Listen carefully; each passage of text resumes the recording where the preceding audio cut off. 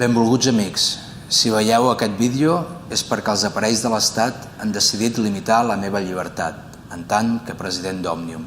Us adreço aquestes paraules amb l'objectiu d'enviar-vos un missatge de serenor i de confiança, malgrat els temps que estem vivint, on ja intuïem i avui en tenim una mostra més que la repressió de l'Estat no tindria límits en intentar aturar aquesta onada democràtica que estem vivint a Catalunya, us vull dir que és més important que mai que estiguem serens i conscients de la transcendència del moment històric que estem vivint.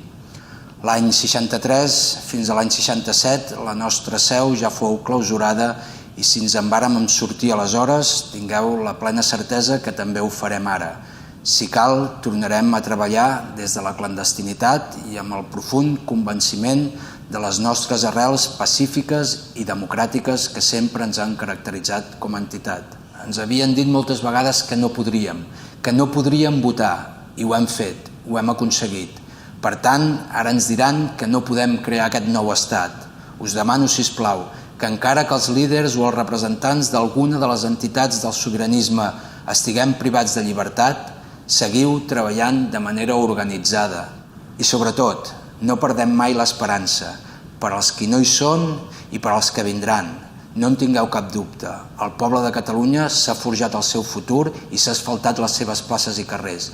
En aquesta hora greu, més serenor que mai, més coratge que mai. Visca Catalunya, visca la República Catalana.